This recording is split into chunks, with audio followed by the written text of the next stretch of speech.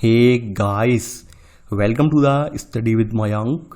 मैं हूं आपका मयंक और आज ला रहा हूं मैं आपके लिए NCERT हिस्ट्री क्लास 7 के MCQ। आज आपका यहां पर चैप्टर नंबर 9 है। यहां पर हम क्षेत्रीय संस्कृतियों का निर्माण इस चैप्टर से संबंधित प्रश्नों को देखेंगे। तो चलिए स्टार्ट करते हैं आज का वीडियो। देखते हैं मैं क्या क्या डिस्कस करना है यहाँ पर। आज का आपका पहला प्रश्न है, महोदयपुरम के चेर राज्य के संदर्भ में निम्नलिखित कथनों पर विचार कीजिए। पूछा गया है यहाँ पर कौन सा कथन आपका जो है सत्य है। पहला है, यह राज्य प्रायद्वीप के दक्षिण पश्चिमी भाग में, जो आज के केरल राज्य का एक हिस्सा है, 9वीं शताब्दी में स्थापित किया गया। तेलुगु भाषा इस इलाके में बोली जाती थी। शासकों ने तेलुगु भाषा एवं लिपि का प्रयोग अपने अभिलेखों में किया है। तेलुगु भाषा का प्रयोग उपमहाद्वीप के सरकारी अभिलेखों में किसी क्षेत्रीय भाषा के प्रयोग के सबसे पहले उदाहरणों में से एक है। देखिए, अगर बात की जाए आपकी, तो आपका जो भारत का जो प्रायद्वीप है, प्रायद्वीप का मतलब आप जानते होंगे, जो भूभाग जो है 3 तरफ से समुद्र से घिरा होता है उसे प्रायद्वीप कहा जाता है। तो हमारा दक्षिण भारत जो है वो प्रायद्वीपी भारत बोला जाता है। तो अगर इसके दक्षिण पश्चिमी भाग में जाएंगे तो दक्षिण पश्चिमी भाग में, जो कि आज ये केरल राज्य का एक हिस्सा है, यहाँ पर कभी 9वीं शताब्दी में चेर राज्य की स्थापना की गई थी। तो यहाँ पहला वाला कथन यहाँ पर बिल्कुल सही है। केरल की जो क्षेत्रीय भाषा है वो आप जानते होंगे, मलयालम जो है यहाँ की क्षेत्रीय भाषा है, ना कि तेलुगु।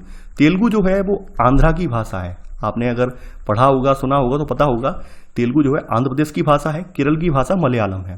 तो मलयालम भाषा जो थी उस इलाके में बोली जाती थी, और जो शासक रहे हैं उन शासकों ने यहाँ पर मलयालम भाषा और लिपि का प्रयोग अपने जो अभिलेख रहे हैं, सरकारी अभिलेख, उन अभिलेखों में भी किया है। तो सेकंड वाला कथन यहाँ पर असत्य हो जाएगा। बात करें आपको, देखिए अगर हम देखें तो अब तक के जितने भी अभिलेख मिले हैं ज़्यादातर संस्कृत भाषा में मिले हैं या फिर किसी अन्य भाषा में मिले हैं। किसी क्षेत्रीय भाषा में अब तक हमें अभिलेख बहुत कम मिले हैं, और क्षेत्रीय भाषा में जो अभिलेख मिले हैं उनमें आपकी मलयालम भाषा वाला अभिलेख आपका सबसे पहला अभिलेख है। तो यहाँ तीसरा वाला कथन असत्य है। यहाँ लिखा है तेलुगु भाषा का प्रयोग नहीं, मलयालम भाषा का प्रयोग उपमहाद्वीप के सरकारी अभिलेखों में किसी क्षेत्रीय भाषा के प्रयोग के सबसे पहले उदाहरणों में से एक है। यानी अगर आपसे पूछा जाए कहीं भी, अगर आपसे इस तरह से प्रश्न पूछा जाए कि पहला हमें अभिलेख क्षेत्रीय भाषा में किस भाषा का मिला है, तो आप बता देंगे मलयालम भाषा में हमें पहला अभिलेख क्षेत्रीय भाषा का मिला है। तो यहां पर आपका पहला कथन आपका सही है। तो आंसर है आपका केवल 1। दूसरा प्रश्न है अब आपका, चेर लोगों की परंपराओं के संदर्भ में निम्नलिखित कथनों पर विचार कीजिए। पूछा गया है कौन सा कथन यहां पर असत्य है। पहला है, केरल के मंदिर रंगमंच जिसकी परंपरा इस युग तक खोजी जा सकती है, संस्कृत के महाकाव्यों पर आधारित था। मलयालम भाषा की पहली साहित्य कृति तेलुगु की ऋणी है। देखिए, अगर बात की जाए, रंगमंच का मतलब आप जानते होंगे थिएटर, जहाँ पर वही नाटक वगैरह परफॉर्म किए जाते हैं। तो पहले क्या था कि मंदिरों के अंदर ये सारी जो वहाँ पर मंडप होता था, उस मंडप में सारे ये क्रियाकलाप होते थे। सारे जो भी ये क्रियाकलाप होते हैं, विविध प्रकार की जो गतिविधियाँ हैं वो मंडप में हुआ करती थी। तो मंदिर जो थे रंगमंच भी कहे जाते थे। तो ये आप देखेंगे जो वहाँ पर जो मंदिर रंगमंच हुआ करते थे, वहाँ पर जो भी प्ले खेले जाते थे, यानी नाटक खेले जाते थे, वो खास करके संस्कृत महाकाव्यों के ऊपर खेले जाते थे। यानी संस्कृत महाकाव्यों में जो भी किरदार होते हैं उन किरदारों पर बेस्ड होते थे ये। तो यहाँ पहला वाला कथन यहाँ पर बिल्कुल सही है। सेकंड कथन है यहाँ पर कि मलयालम भाषा की पहली साहित्य कृति तेलुगु की ऋणी है। देखिए, अगर बात की जाए तो यहाँ पर, क्योंकि यहाँ पर आप देख रहे हैं कि जो भी यहाँ पर नाटक खेले जा रहे हैं मंदिर रंगमंच में, वो संस्कृत के महाकाव्यों से खेले जा रहे हैं। तो ऑब्वियस सी बात है कि मलयालम भाषा की जो पहली कृति होगी वो तेलुगु की ऋणी नहीं होगी, बल्कि संस्कृत की ऋणी होगी। यानी कि वो संस्कृत से लिखी गई होगी, संस्कृत से उसको अनुवाद किया गया होगा। तो यहाँ सेकंड वाला कथन असत्य है। यानी कि यहाँ पर मलयालम भाषा की जो पहली साहित्यिक कृतियाँ हैं, यानी लगभग 12वीं शताब्दी पुरानी कृतियाँ हैं ये, और ये कृतियाँ सभी जो हैं प्रत्यक्ष रूप से संस्कृत की ऋणी हैं, यानी संस्कृत से ये लिखी गई हैं। तो यहाँ पर आपका पहला वाला कथन सही है। पूछा गया है कौन सा कथन असत्य है, तो यहाँ बी वाला कथन असत्य है। तो आंसर है आपका केवल दूसरा वाला। तीसरा प्रश्न है अब आपका, 14वीं शताब्दी का ग्रंथ लीला तिलकम किस विषय से संबंधित है? नृत्य शास्त्र तथा संगीत शास्त्र, युद्ध शास्त्र तथा नीति शास्त्र, दर्शन शास्त्र तथा भौतिक शास्त्र, व्याकरण तथा काव्य शास्त्र। देखिए, अगर बात की जाए यहाँ पर जो 14वीं शताब्दी का ये ग्रंथ है लीला तिलकम, ये व्याकरण और काव्य शास्त्र विषयक है, और ये मणि प्रवालम शैली में ये लिखा गया था। तो यहाँ पर डी वाला कथन सही है। तो तीसरे का आंसर होगा आपका डी। अगला है, चौथा प्रश्न है अब आपका, मणि प्रवालम शैली के संदर्भ में निम्नलिखित कथनों पर विचार कीजिए। पूछा गया है कौन सा कथन यहाँ पर सत्य है। पहला है, मणि प्रवालम एक भाषा शैली है।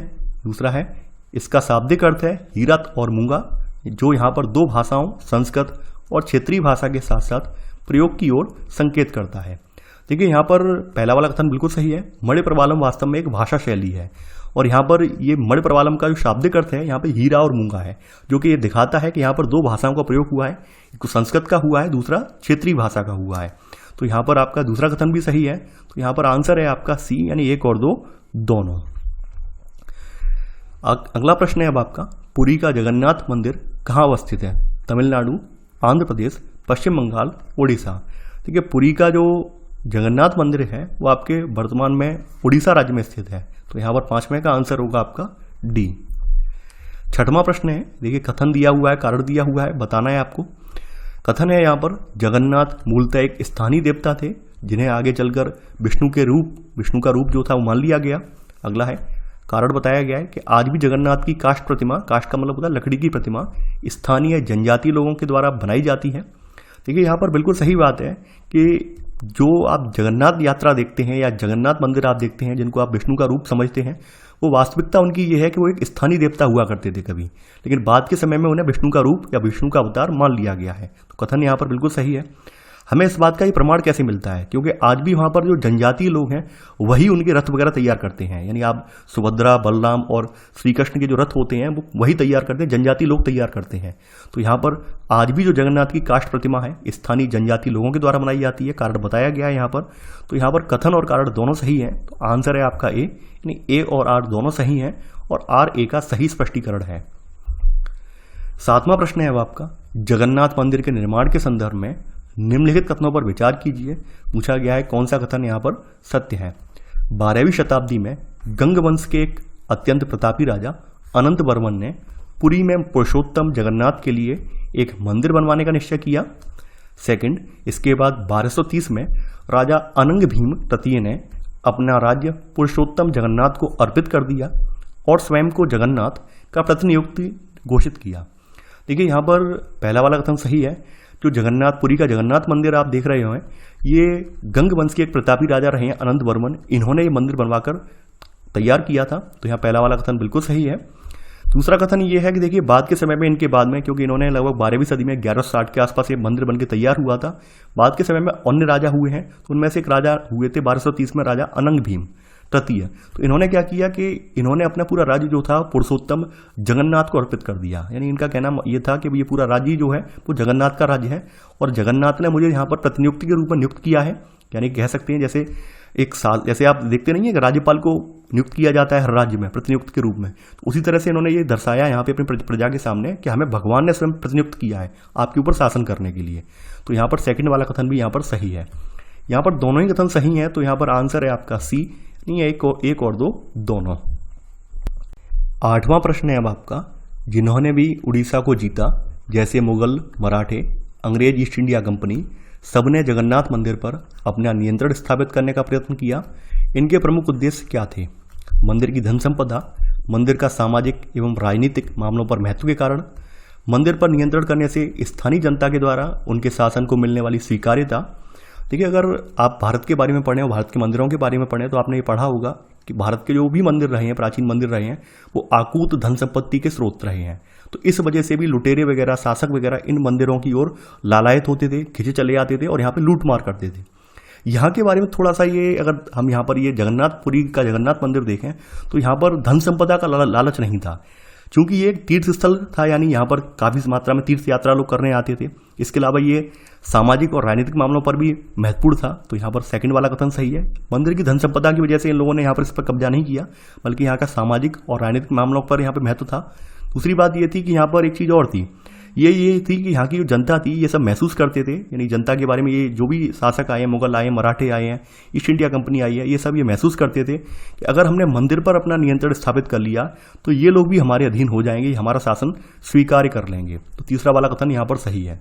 देखिए ऐसा होता है, मैंने कई बार आपको जिक्र भी किया है, बताया भी है, लोग ये सोच के चलते हैं कि हमारे जो देवता हैं या भगवान हमारी रक्षा कर रहे हैं। अगर मान लीजिए भगवान के मंदिर पर ही अटैक हो जाए, भगवान के मंदिर पर ही कोई कब्जा कर ले, तो लोगों का एक हौसला जो होता है, आत्मबल जो होता है, वो टूट जाता है। इसी वजह से लोग क्या होते हैं, मानसिक रूप से कहीं ना कहीं अपने हथियार डाल देते हैं। तो ये कहीं ना कहीं ये साइकोलॉजिकल फैक्ट भी है। इस वजह से इन लोगों ने जो है इस मंदिर पर अपना जो है प्रभुत्व जमाने का प्रयास किया है और ये सफल भी हुए हैं कई लोग इसमें। तो यहाँ पर आपका बी वाला कथन सही है, यानी कि केवल 2 और 3। नवा प्रश्न है अब आपका, 19वीं शताब्दी में ब्रिटिश लोग भारत के किस क्षेत्र को राजपूताना कहते थे। देखिए आप 19वीं शताब्दी में जो ब्रिटिश लोग हैं ये इस क्षेत्र को, जहां आज का अधिकांश राजस्थान राज्य स्थित है, तो इसे राजपूताना कहते थे। तो इससे यह समझा जा सकता है कि ये एक ऐसा प्रदेश था जहां केवल या फिर प्रमुख रूप से राजपूती वर्ग का ही यहाँ पे वर्चस्व था, ये यहाँ पर समझा जा सकता है। हालांकि ये बात पूरी तरह से सत्य भी नहीं है, राजपूत लोग केवल राजस्थान तक ही सीमित नहीं थे, इसके अलावा भी ये अन्य जगहों पर भी थे, मध्य भारत में भी ये लोग रहते थे, लेकिन मोस्टली इनका जो क्षेत्र था वो राजस्थान वाला ही क्षेत्र था। तो ये राजपूताना रीजन जो कहा जाता था, ये वर्तमान जो आपका राजस्थान राज्य है। तो यहाँ पर 9वें का आंसर होगा आपका सी वाला। 10वां प्रश्न है अब आपका, राजस्थान के संदर्भ में चारण भाट कौन लोग हैं। कहानी, काव्य एवं गीत गाने वाले लोग, व्यापार करने वाली जनजातियां, मूर्ति बनाने का शिल्पकार, राजा के विशेष अंगरक्षक। देखिए यहाँ पर जो चारण भाट हैं ये राजपूत जो शूरवीर होते हैं, इनकी कहानियाँ काव्य या गीतों में जो भी इन्होंने संरक्षित कर रखी हैं, तो इनको ये गाया करते हैं। तो ये कहानी, काव्य और गीत गाने वाले लोग हैं, ये एक पूरी जाति है और ये चारण भाट बोली जाती है।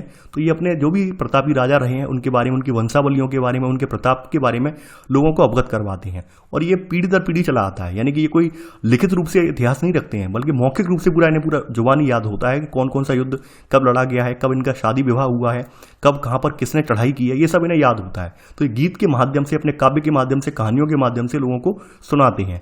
तो यहां पर पहला वाला कथन सही है, तो 10वें का आंसर है ए वाला।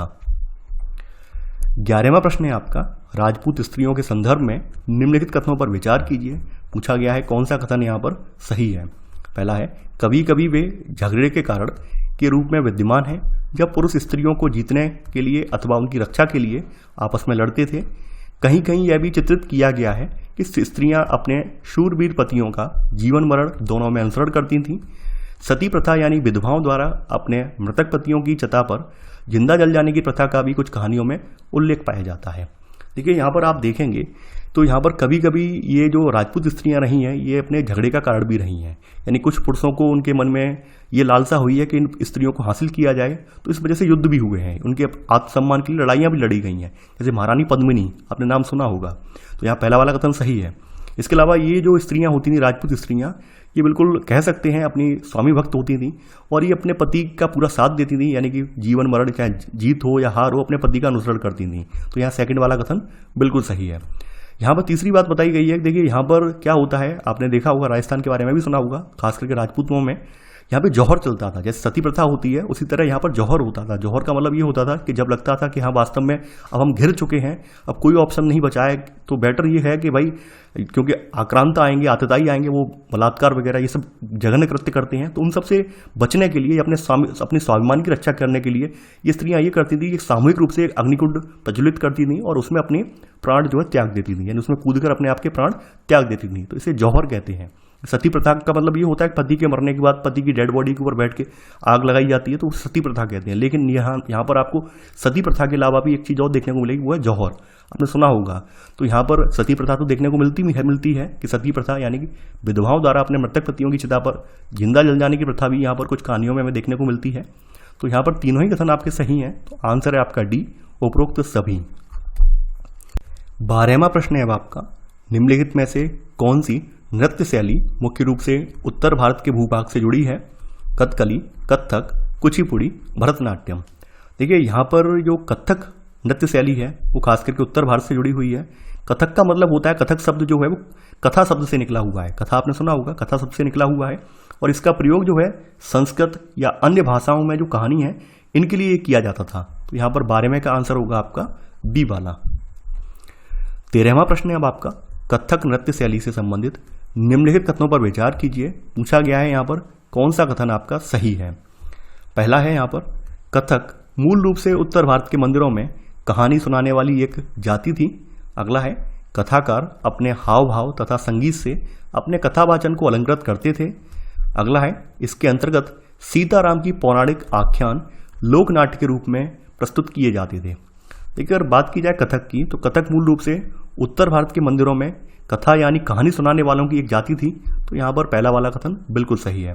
तो यहाँ पर क्या करते थे, यहाँ पर ये कथाकार जो होते थे वो अपने हाव भाव तथा संगीत से अपने कथावाचन को अलंकृत किया करते थे। तो यहाँ पर सेकंड वाला कथन भी सही है। खास करके हम यहाँ देखेंगे कि 15वीं और 16वीं शताब्दियों में जब भक्ति आंदोलन का प्रसार हुआ है उसी समय कथक एक विशिष्ट नृत्य शैली का रूप भी इसने धारण कर लिया है। कथक ने एक विशिष्ट नृत्य शैली का रूप भी धारण कर लिया है। यहाँ पर आप देखेंगे कि यहाँ पर सीताराम के पौराणिक आख्यान नहीं है, बल्कि राधा कृष्ण के पौराणिक आख्यान इसमें सबसे ज़्यादा देखने को मिलते हैं। यानी ये रासलीला जो होती है वो कथक के माध्यम से ही की जाती है।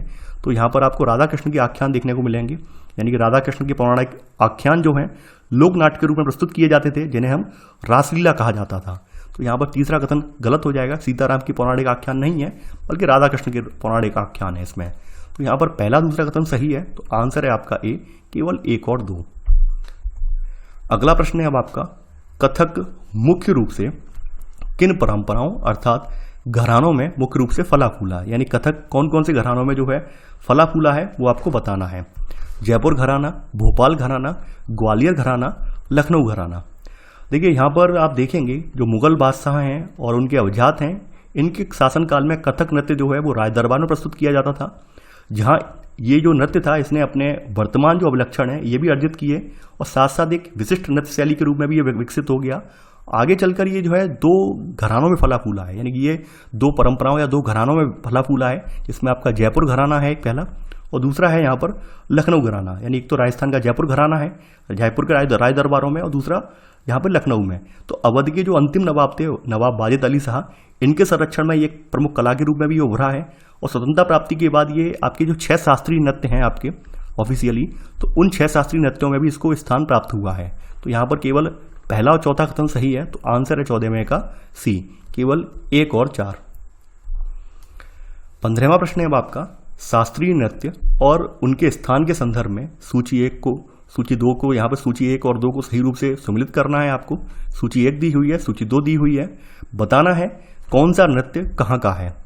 देखिए बात करते हैं 1 बाय 1 भरतनाट्यम की। देखिए भरतनाट्यम जो है वो तमिलनाडु राज्य का जो है नृत्य है। ये देखिए कई बार पूछे जाते हैं, तो आपको इंपॉर्टेंट, मोस्ट इंपॉर्टेंट है ये। कथकली जो है वो केरल का है, कथकली जो है केरल राज्य का नृत्य है। इसके अलावा आपका जो अगला वाला नृत्य है ये है आपका ओडिसी, ओडिसी का मतलब साफ साफ है उड़ीसा का है ये। कुचिपुड़ी जो है वो आंध्र प्रदेश का है, कुचिपुड़ी आंध्र प्रदेश का है।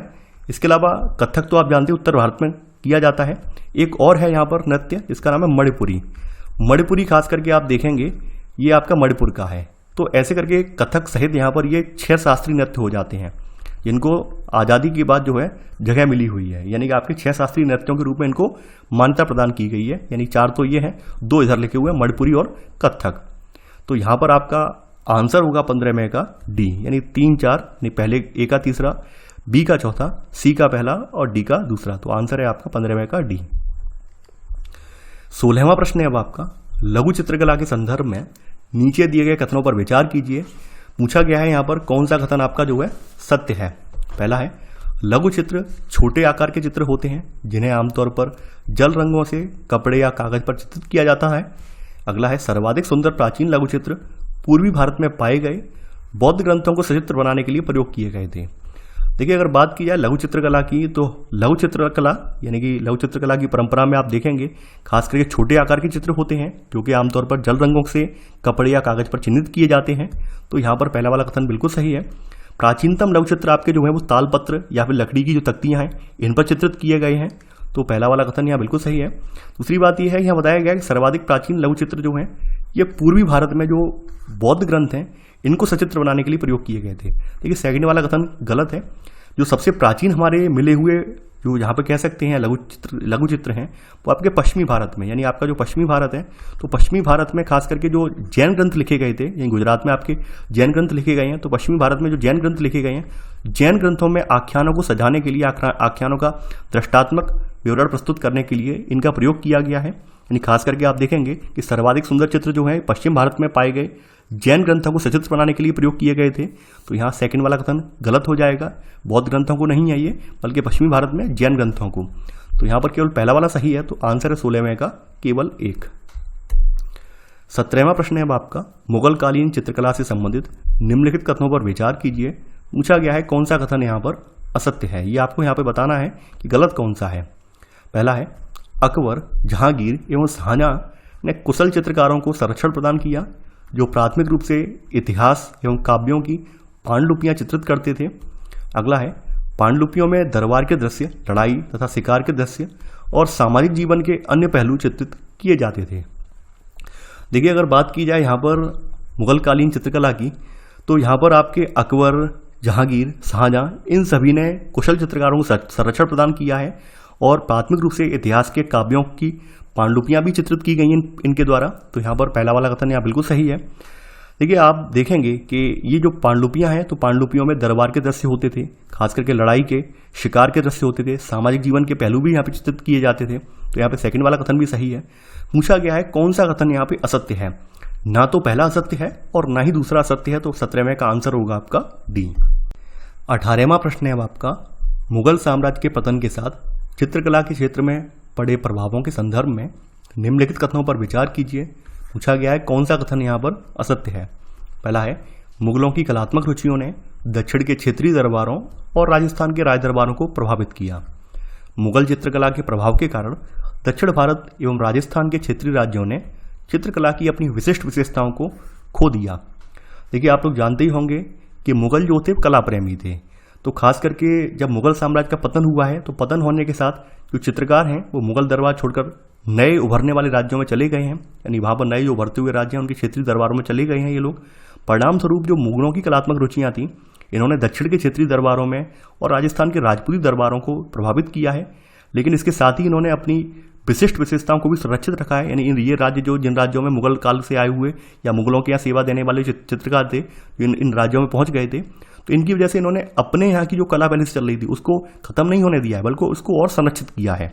तो यहाँ पर आप देखेंगे पहला कथन तो सही है, सेकंड वाला कथन असत्य है, क्योंकि यहाँ पे लिखा हुआ है चित्रकला की अपनी विशिष्ट विशेषताओं को खो दिया। नहीं, इन्होंने जो इन राज्यों ने, क्षेत्रीय राज्यों ने अपनी विशिष्ट विशेषताओं को खोया नहीं है, बल्कि अपनी विशेषताओं को सुरक्षित रखा है, उसका भी विकास किया है। तो यहाँ पर केवल पहला कथन सही है। पूछा गया है कौन सा कथन असत्य है, केवल सेकंड वाला कथन असत्य है। तो आंसर है 18वें का यहाँ पर बी वाला।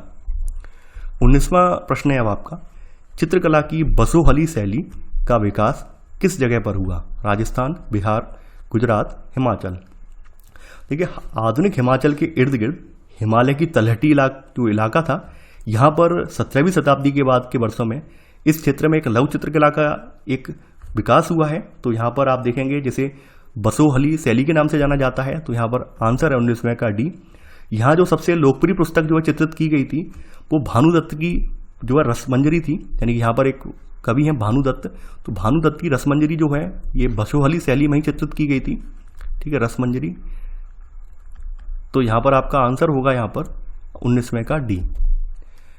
20वां प्रश्न है अब आपका, चित्रकला की कांगड़ा शैली किससे संबंधित है।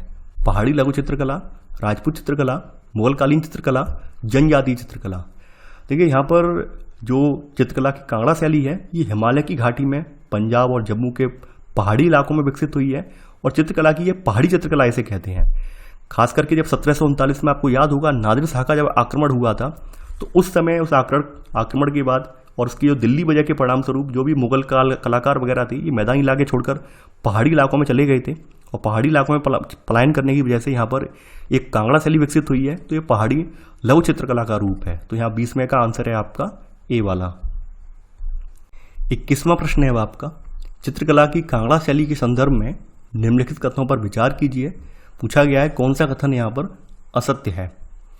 पहला है यहाँ पर 18वीं सदी के मध्य तक कांगड़ा के कलाकारों ने एक नई शैली विकसित की तथा उनकी प्रेरणा के स्रोत पहाड़ी क्षेत्रों की शैव परंपराएं थीं। कांगड़ा शैली की विशेषता गहरे काले और लाल रंगों सहित गहरे रंगों का प्रयोग और विषयों का काव्यात्मक निरूपण था। देखिए, यहाँ पर हम देखेंगे जो 18वीं शताब्दी के मध्य भाग तक जो कांगड़ा के कलाकार हैं इन्होंने एक नई शैली विकसित कर ली है, और ऐसे करके नई शैली जो विकसित हुई है इसने लघु चित्रकारी में एक नई जान डाल दी है।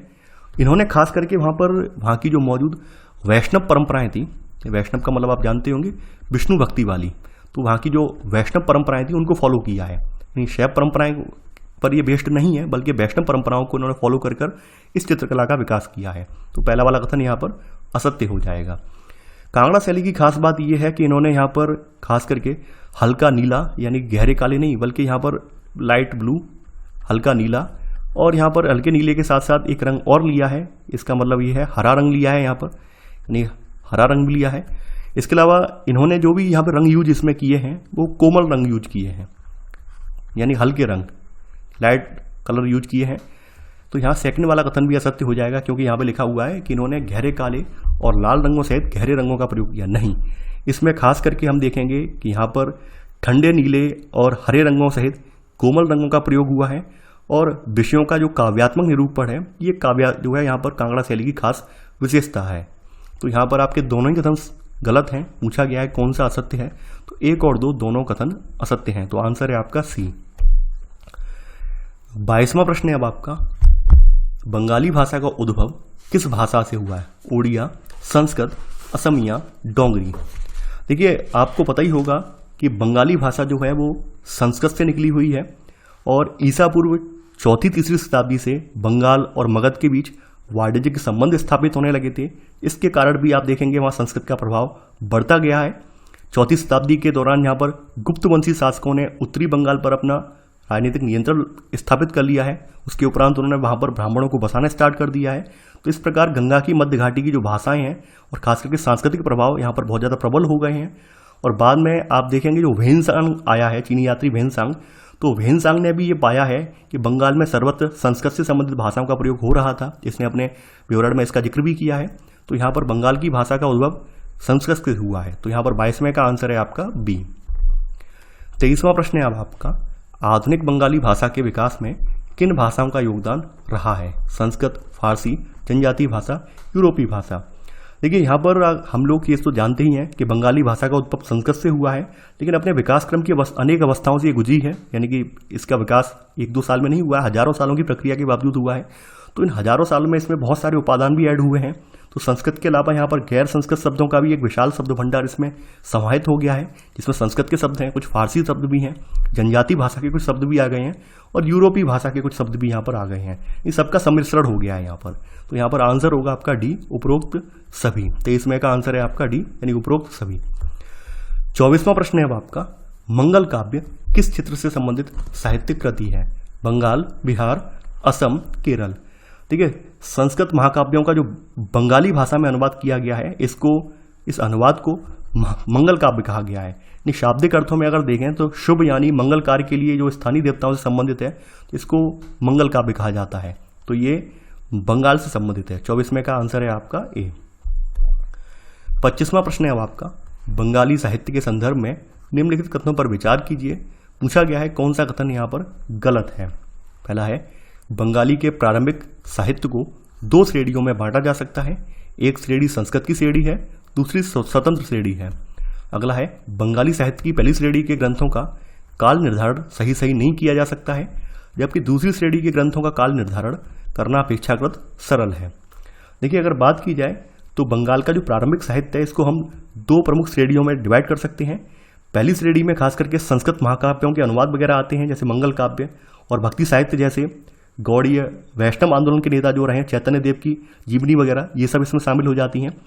दूसरी श्रेणी में यहाँ पर जो नाथ साहित्य है, नाथ संप्रदाय के बारे में आपने जो पढ़ा था प्रीवियस चैप्टर में, तो वो नाथ साहित्य शामिल है, जैसे गोपी चंद्र के गीत, धर्म ठाकुर की पूजा से संबंधित कहानियाँ, परी कथाएं, लोक कथाएं, गाथा गीत, ये सब दूसरी श्रेणी के साहित्य में ये शामिल है। यानी नाथ संप्रदाय का जो साहित्य है उसमें ये शामिल है। तो यहाँ पहला वाला कथन यहाँ पर बिल्कुल सही है। यानी एक तो एक श्रेणी इनकी संस्कृत की श्रेणी है, दूसरी स्वतंत्र श्रेणी है।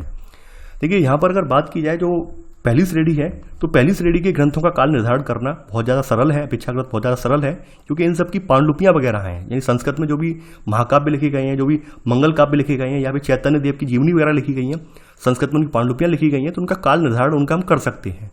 वहीं अगर हम जो बात करें दूसरे श्रेणी की, तो दूसरी श्रेणी की जो कृतियाँ हैं, खास करके नाथ संप्रदाय वाले लोगों की कृतियाँ हैं, ये सब मौखिक रूप से कहीं सुनी जाने वाली कृतियाँ हैं।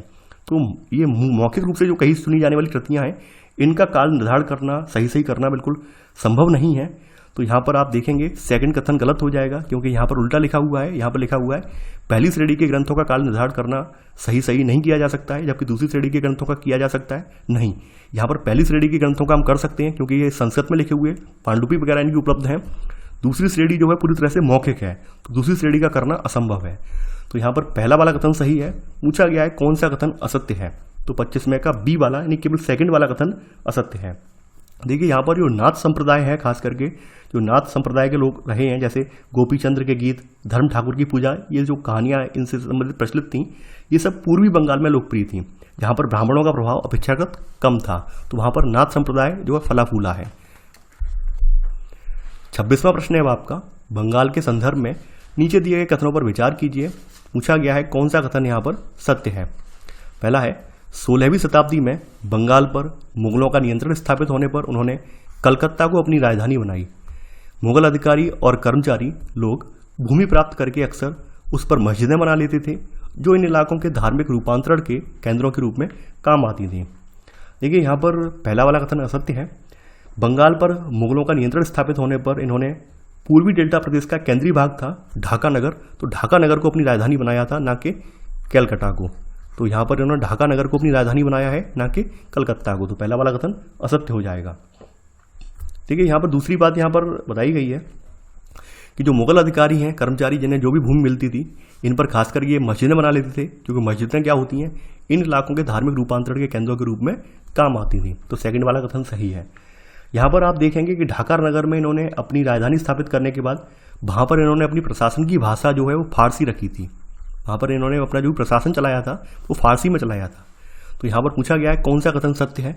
26वें का यहाँ पर केवल पहला वाला कथन सत्य है, तो आंसर है यहाँ पर आपका 26वें का केवल सेकंड वाला कथन सत्य है, तो आंसर है आपका केवल द्वितीय। 27वां प्रश्न है अब आपका, बंगाल में पीर श्रेणी में निम्नलिखित में से कौन कौन लोग शामिल थे। यानी बंगाल में जो पीर बोले जाते हैं, तो पीर में कौन कौन लोग यहाँ पर शामिल थे वो आपको बताना है। साहसी उपनिवेशी, हिंदू देवी देवता, बौद्ध देवी देवता, सूफी संत, जीवात्माएं, देवत्व प्राप्त सैनिक एवं योद्धा। देखिए यहाँ पर हम देखेंगे प्रारंभ में बाहर से आकर यहाँ पर बसने वाले लोग, यहाँ की जो कंडीशंस थी, खास करके पूरा इलाका दलदली इलाका था, तो इन परिस्थितियों में रहने के लिए तैयार नहीं थे। तो इसके लिए वो चाहते थे अगर हम यहाँ पे अगर मान लो हमें बसना हो तो हमें कोई हमारी व्यवस्था कर दे, थोड़ा आश्वासन दे दे, तो ये लोग चाहते थे। तो ये जो सुख सुविधाएं थी ये या आश्वासन थे, तो इन्हें समुदाय के नेताओं के द्वारा दिए गए थे। तो ये नेता जो थे शिक्षकों और निर्णायकों की इन्होंने भूमिका भी यहाँ पर निभाई है। कभी कभी ये भी माना जाता था कि नेताओं के पास अलौकिक शक्तियाँ हैं, और स्नेह और आदर से ये लोग क्या करते थे, जो भी ये इनके नेता जो थे इनको बसाने में वहाँ पर भूमिका निभा रहे थे, इनको पीर कहते थे। इनको प्यार से, सादर या स्नेह से पीर कहते थे, और इनका मानना यही था लोगों का कि इनके अंदर अलौकिक दिव्य शक्तियाँ हैं। तो इनमें इन पीर संतों की श्रेणी में सूफी या संत आते थे, या फिर अन्य धार्मिक महानुभाव जैसे साहसी उपनिवेशी है, देवत्व प्राप्त सैनिक या योद्धा है, विभिन्न हिंदू या बौद्ध देवी देवता हैं, यहाँ तक कि जीवात्माएं भी शामिल थे। तो पीरों की पूजा पद्धतियाँ बहुत ही लोकप्रिय हो गई, और इनकी जो है मजार बनती है, पीरों की मजारें बनती हैं, और पीरों की मजारें जो है आपको पूरे बंगाल में आपको देखने को मिलेंगी। तो यहाँ पर आपके सभी कथन यहाँ पर यानी सभी जो दिए हुए हैं ये सभी सही हैं, इन सबको पीर की श्रेणी में रखा जाता था। तो यहाँ पर आंसर है आपका डी, उपरोक्त सभी। 28वां प्रश्न है अब आपका, दो चाला और चौचाला स्थापत्य कला शैली का संबंध किस क्षेत्र से है। बिहार, दिल्ली, बंगाल, राजस्थान। देखिए बंगाल में मंदिरों की जो शक्ल या आकृति है ये बंगाल की छप्पड़ झोपड़ियों की तरह थी। दो चाला यानी दो छतों वाली, या चौचाला का मतलब होता है चार छतों वाली, तो इस तरह की होती थी। और इसके कारण ये मंदिर स्थापित कला का ये विशिष्ट बंगाली जो रूप है या बंगाली शैली है, इसका प्रादुर्भाव हुआ है। दो चाला या चौचाला, या फिर जो बंगाल झोपड़ी के नाम से फेमस हुआ बाद में, तो ये खास करके बंगाल है। ठीक है, यानी बंगाल की शैली है दो चाला या चौचाला, बंगाल झोपड़ी का ही एक रूप है ये। तो यहाँ पर 28वें का आंसर होगा आपका सी वाला। 29वां प्रश्न है अब आपका, बंगाल में स्थानीय देवी देवता जो पहले गांव में छान छप्पर वाली झोपड़ियों में पूजे जाते थे, 18वीं 19वीं शताब्दी में उनकी प्रतिमाएं मंदिर में स्थापित की जाने लगी। देखिए ये पहली बात बिल्कुल सही है, पहला कथन यहाँ बिल्कुल सही है कि बंगाल में जो स्थानीय देवी देवता खास करके जो कच्चे मंदिर हुआ करते थे, घास फूस के छप्पर के झोपड़ियाँ हुआ करती थी, उनमें पूजे जाते थे। लेकिन 18वीं 19वीं शताब्दी में आकर ये होता है कि यहाँ पर फिर इनके मंदिर बनाए जाने लगे हैं, मंदिर बनाकर वहाँ पर प्रॉपर तरीके से प्रतिमाएं स्थापित की गई हैं। तो कथन तो यहाँ बिल्कुल सही है। कारण बताया गया है कि 18वीं 19वीं सदी में बंगाल के गाँव के स्थानीय लोगों ने मंदिर बनाने की शैली सीख ली। देखिए ये कथन यहाँ पर गलत है। सबसे बड़ा रीजन क्या था कि यहाँ पर हम देखते हैं कि जैसे जैसे यहाँ पर विदेशी शासक या फिर यहाँ के यूरोपीय जो कंपनियां हैं ये भी यहाँ पर अपने पांव पसारती गई हैं, वैसे वैसे यहाँ पर आर्थिक अवसर जो है वो बढ़ते चले गए हैं। तो आर्थिक अवसरों का लाभ उठाते हुए तमाम जो परिवार थे संपन्न हो गए थे, और जैसे जैसे लोगों की सामाजिक स्थिति या आर्थिक स्थिति सुधरती गई है, इन्होंने स्मारकों के निर्माण के माध्यम से अपनी प्रतिष्ठा की घोषणा भी कर दी है, और जब स्थानीय देवी देवता जो पहले गांव वाले छान छप्पर वाली झोपड़ियों में पूजे जाते थे, इनको ब्राह्मणों द्वारा मान्यता प्राप्त प्रदान कर दी गई है, तो ऐसे में इनकी प्रतिमाएं मंदिरों में स्थापित की जाने लगी हैं। तो यहाँ पर ये कारण गलत है। कारण में बताया गया कि मंदिर बनाने की शैली सीख ली थी, ऐसा कुछ भी नहीं है। मेन चीज़ क्या है, जैसे जैसे वहाँ पर जो भी आर्थिक स्थितियाँ हैं, आर्थिक अवसर वहाँ पे बेहतर होते गए हैं, लोगों की स्थिति सुधरती गई है, वैसे वैसे लोगों ने अपने अपने मंदिर बनवाए हैं बाद में। तो यहाँ केवल कथन सही है, यानी ए सही है, लेकिन आर गलत है। तो आंसर है 29वें का सी। तीसवां प्रश्न है अब आपका, मध्यकालीन बंगाल के सामाजिक जीवन के संदर्भ में निम्नलिखित कथनों पर विचार कीजिए। पूछा गया है कौन सा कथन यहाँ पर सही है, यानी बंगाल के बारे में पूछा गया है कौन सा कथन यहाँ पर सही है। मछली एवं चावल को गरीब बंगालियों की भोजन सूची में प्रमुख स्थान प्राप्त है। बंगाली साहित्य एवं स्थापत्य में मछली का कहीं भी उल्लेख नहीं किया गया है। बंगाली ब्राह्मणों को मछली को भोजन में शामिल करने की अनुमति नहीं थी। देखिए यहाँ पर हम ये बात जानते हैं कि बंगाल एक नदीय मैदान है जहाँ मछली और धान की उपज बहुतायत से होती थी, इसलिए यहाँ पर एक स्वाभाविक बात है कि इन दोनों जो वस्तुएं हैं ये गरीब लोगों के भोजन में शामिल हो गई। तो यहाँ पहला वाला कथन बिल्कुल सही है। देखिए यहाँ पर मछली पकड़ना एक प्रमुख धंधा यहाँ पर रहा है, और खास करके बंगाली साहित्य में भी मछली का बहुत बार उल्लेख किया गया है। तो ये बार बार लिखा हुआ है, उल्लेख नहीं किया गया है, ये गलत है। इसमें कई बार कई स्थान पर इसका उल्लेख मिलता है। इससे भी ज़्यादा यहाँ पर आपको ये भी देखने को मिलेगा, यहाँ पर जो मंदिर बने हैं या बौद्ध विहार बने हैं, इन विहारों की दीवारों पर भी जो मिट्टी की पट्टियाँ लगी हुई हैं, इनमें भी मछलियों को साफ करते हुए टोकरियों में भरकर बाजार में मछलियों को बेचते हुए ये दर्शाया गया है। खास करके हम यहाँ देखते हैं कि देखिए ब्राह्मण जो है वो सामिस भोजन नहीं करते हैं। सामिस का मतलब क्या है, मांसाहार वाला भोजन नहीं करते हैं। लेकिन बंगाल के मामले में हमें यहाँ पर एक अजीब चीज़ देखने को मिलती है। यहाँ पर आप देखेंगे क्योंकि स्थानीय आहार में मछली की लोकप्रियता बहुत ज़्यादा थी, तो इस लोकप्रियता को देखते हुए जो भी ब्राह्मण धर्म के विशेषज्ञ थे, इन्होंने बंगाली ब्राह्मणों के लिए जो सामिस वाली परंपरा थी कि सामिस भोजन नहीं करेंगे, मांसाहार भोजन नहीं करेंगे, इस परंपरा में इन्होंने छूट दे दी है। तो यहाँ पर एक बृहद धर्म पुराण करके लिखा गया है, नाम लिख देता हूँ। पुराण का नाम है बृहद धर्म पुराण। तो बृहद धर्म पुराण में यहाँ पर कुछ जिक्र किया गया है, इसमें बताया गया है कि किन किन मछली की प्रजातियों को ये खा सकते हैं। तो आप समझ सकते हैं, यानी बृहद धर्म पुराण जो कि बंगाल में रचित 13वीं शताब्दी का एक संस्कृत ग्रंथ है, इसमें खास करके जो स्थानीय ब्राह्मण हैं इनको कुछ खास किस्म की मछली खाने की यहाँ पर अनुमति इसमें दी गई है। तो देखिए तीसरा वाला कथन भी यहाँ सत्य है। यहाँ पे बताया गया मछली को भोजन में शामिल करने की अनुमति नहीं थी, ऐसा गलत है, क्योंकि यहाँ पर बृहद धर्म पुराण जो लिखा गया है 13वीं सदी में संस्कृत में, यहाँ पर उसमें अनुमति दी गई है। तो यहाँ पर केवल पहला वाला कथन सही है, तो आंसर है यहाँ पर केवल एक। 31वां प्रश्न है आपका, सूची 1 को सूची 2 से सम्मिलित करके नीचे दिए गए विकल्पों में से सही कूट चुनिए। तो यहाँ पर सबसे पहले आता है अनंत वर्मन। देखिए आपको पता ही होगा, अनंत वर्मन ने जो पुरी का जगन्नाथ मंदिर है उसका निर्माण करवाया है। तो यहाँ पर अनंत वर्मन के लिए आएगा ए का 5वां ऑप्शन। देखिए मैं डायरेक्ट ऑप्शन लिख दे रहा हूँ इनके आगे, क्योंकि यहाँ पर बहुत लंबा है, ये कन्फ्यूज हो सकते हैं आप। जगन्नाथ कहाँ पर स्थित है? जगन्नाथ आपका उड़ीसा में स्थित है। तो यहाँ पर 5वें के बाद चौथा आएगा महोदयपुरम। देखिए महोदयपुरम क्या है, यानी कि जो चेर राज्य यहाँ पर स्थापित हुआ था 9वीं शताब्दी में केरल में। तो यहाँ पर सी का ऑप्शन है आपका, पहला वाला मैं ले लेता हूँ, यानी आप वही ऑप्शन लेना जिससे कि आपका पूरा क्रम बन जाए। तो यहाँ पर केरल 2 जगह आया है, तो मैं यहाँ पर केरल पहली वाला ले रहा हूँ। लीला तिलकम आप जानते ही होंगे, लीला तिलकम केरल में लिखा हुआ एक ग्रंथ है, और ये व्याकरण और काव्यशास्त्र पर लिखा हुआ है, 14वीं शताब्दी में लिखा हुआ है ये। इसकी भाषा और इसकी शैली जो है मणि प्रवालम शैली है। तो यहाँ पर लीला तिलकम जो है केरल, यानी कि यहाँ पर इसके लिए 6वां ले लेता हूँ मैं। यहाँ पर मंगल काव्य का आप जानते ही हैं, मंगल काव्य जो संस्कृत काव्य से लिखे गए हैं और ये बंगाल में लिखे गए हैं। तो यहाँ पर इसके लिए ऑप्शन आएगा सेकंड वाला। लघु चित्र जो है वो कांगड़ा से संबंधित है, कांगड़ा शैली लघु चित्र से संबंधित है। तो ऐसे करके आपका ऑप्शन बन जाएगा 5 4 1 6 2 3। तो यहाँ पर ऑप्शन है आपके 31 का बी, यानी 5 4 1 6 2 3। तो आंसर 31वें का बी। तो ये था हमारा आज का वीडियो। आई होप आपको ये वीडियो पसंद आया होगा। आप लोग इस वीडियो को लाइक शेयर करना बिल्कुल ना भूलें, और साथ ही साथ आप लोग बने रहिए मेरे साथ। और देखिए आप लोग धैर्य रखें, मेरा मानना ये है कि थोड़ा पेशेंस रखें। नया कंटेंट बहुत जल्दी लाने वाले हैं। मैंने जो भी वादा करता हूँ वो बीच में नहीं छोड़ता हूँ। कोई भी कंटेंट आप चैनल पर देख सकते हैं, पूरा किया गया है, कहीं भी ऐसा नहीं किया गया कि बीच में छोड़ दिया हो, नहीं। पूरी सीरीज कोई भी स्टार्ट हुई है वो पूरी एंड होकर ही रही है। तो आप लोग विश्वास बनाए रखिए, जुड़े रहिए, और खास करके वीडियो को लाइक शेयर करना बिल्कुल ना भूलिए। तो चलिए आज के लिए बस इतना ही। Thanks for watching. जय हिंद।